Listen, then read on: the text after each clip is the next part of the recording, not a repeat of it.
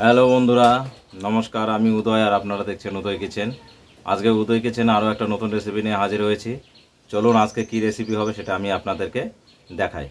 দেখুন, তো আজকে আমি তৈরি করব একটু ভিন্ন রকমের চিকেন কারি। তো তার জন্য আমি এখানে চিকেন নিয়েছি 600 গ্রামের মতো। এখানে চিকেনের পিসগুলো সব এক রকমের নিয়েছি। এখানে আমার চিকেন 600 গ্রামের মতো রয়েছে। তো আজকের এই চিকেন কারিটা হবে, সঙ্গে আমি আলু দেবো। তার জন্য আমি আলুগুলোকে এক সাইজ মতো এখানে কেটে নিয়েছি।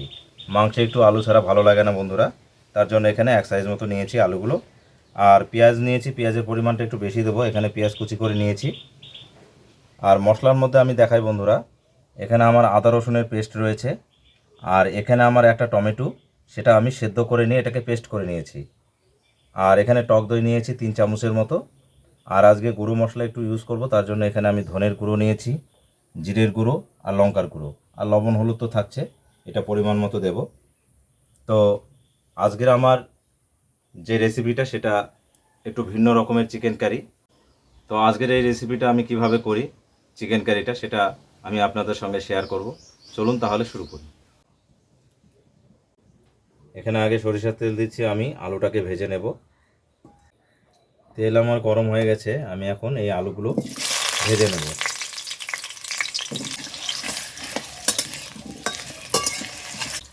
একটু লবণ দিয়ে দেব আলুটা ভাজার মধ্যে, সঙ্গে একটু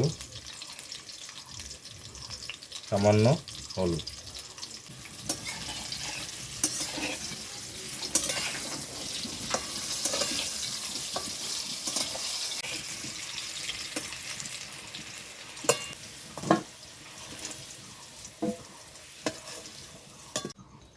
ওই আলু ভাজা তেলেই এখন বন্ধুরা এই চিকেনটাকে ভেজে নেব।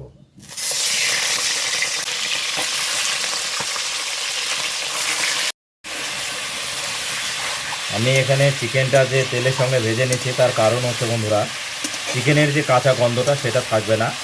আর তার সঙ্গে চিকেনের যে একটা সফটনেস এবং মোলায়েম ভাবটা সেটা থেকে যাবে।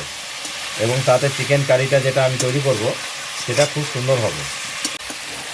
চিকেনগুলো আমার ভাজা হয়ে গেছে বন্ধুরা, তো আমি এই চিকেনগুলোকে এখন উঠাই নেব।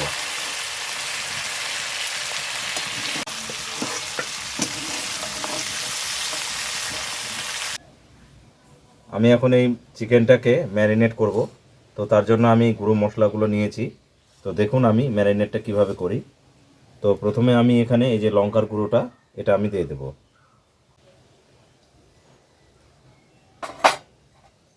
জিরের গুঁড়ো, এটাও দিয়ে দেব।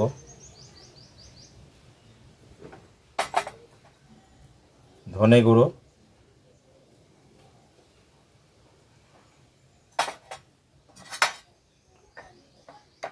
পরিমাণ মতো হলুদ, হলুদটা আরেকটু দেব। সঙ্গে এই যে 3 চামচের মতো যে টক দইটা নিয়েছিলাম সেটা দিয়ে দেব।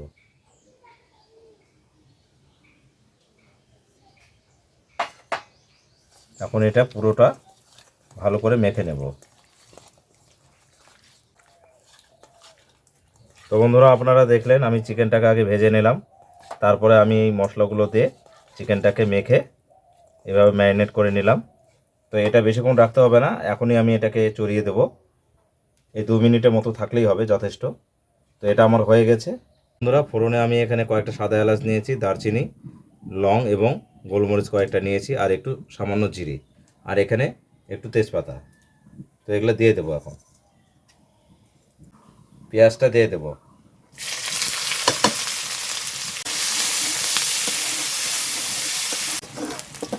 পেঁয়াজটাকে আমি বন্ধুরা গোল্ডেন কালার অবধি ভেজে নেব। টমেটো পেস্টটা এখন দিয়ে দেব। এই টমেটোটা আমি সেদ্ধ করে নিয়েছিলাম বন্ধুরা, এটা সেদ্ধ করে নিয়ে এটা পেস্ট করেছি। আদা রসুন পেস্টটা দিয়ে দেবো। এখন এই মশলাগুলো সুন্দর করে আমি কষিয়ে নেব।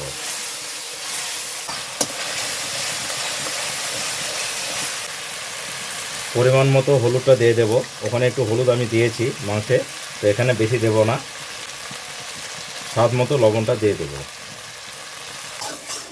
এই তেলে চিকেনটাকে ভেজেছি, তো তার একটা সেন্ট গন্ধটা খুবই সুন্দর বেরিয়েছে। আর আমার মশলাটাও সুন্দর কষানো হয়ে এসছে। আর সামান্য একটু কষিয়ে নেব, তারপরে আমি চিকেনটাকে ছেড়ে দেবো। এখন আমি এই ম্যারিনেট করা চিকেনটা দিয়ে দেব।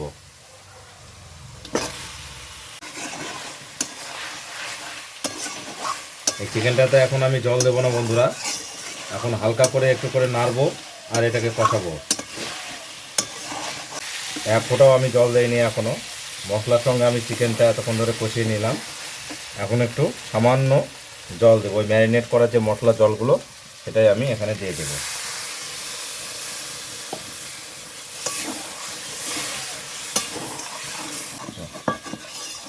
তো বন্ধুরা, এইভাবে চিকেন কারিটা আপনারাও তৈরি করবেন, দেখবেন এর খুব স্বাদ পাবেন। প্রথমে চিকেনটাকে ভেজে নেবেন, তারপরে বাকি মশলাগুলো শুকনো গুঁড়ো মশলা দিয়ে চিকেনটাকে ম্যারিনেট করে নেবেন একটু টক দই দিয়ে। তারপরে এর মশলার সঙ্গে কষিয়ে নিয়ে রান্না করবেন, দেখবেন খুব সুন্দর এর স্বাদ, খুবই ভালো লাগে।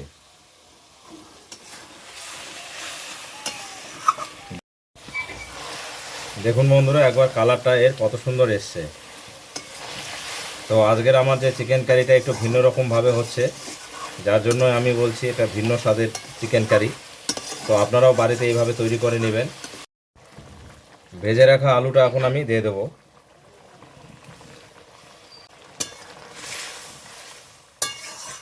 মিডিয়াম আছে 5 মিনিট ঢেকে রাখবো। দেখুন বন্ধুরা, মাংসটা কত সুন্দর সফট হয়ে গেছে এবং আমার আলুগুলোও সুন্দর সিদ্ধ হয়ে গেছে।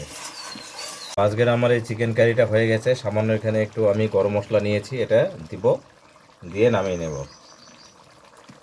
আমার চিকেন কারিটা রেডি হয়ে গেছে বন্ধুরা, আমি এখন এটাকে নামিয়ে নেব।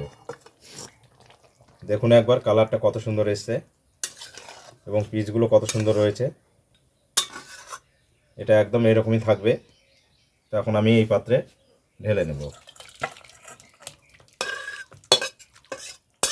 তো বন্ধুরা, আজকের আমার যে রেসিপিটা ছিল ভিন্ন স্বাদের চিকেন কারি, তো আজকের এই ভিন্ন স্বাদের ভিন্ন রকমের চিকেন কারি আমার হয়ে গেছে, আমি নামিয়ে রেখেছি। তো দেখতেই পাচ্ছেন কত সুন্দর এর কালারটা এসছে এবং গন্ধটাও খুব সুন্দর বেরিয়েছে। আপনারা শুধু একবার ভালো করে দেখুন, এর যে কালার এবং গন্ধ দুটোই খুব সুন্দর এসছে। তো আজকের আমার এই চিকেন কারি রেসিপিটা যদি আপনাদের ভালো লেগে থাকে, তাহলে অবশ্যই লাইক শেয়ার কমেন্ট করে আমার পাশে থাকবেন। আর অবশ্যই যারা চ্যানেলটিকে এখনও ফলো করেনি তারা চ্যানেলটিকে ফলো করবেন। আবার দেখা হবে, ভালো থাকবেন।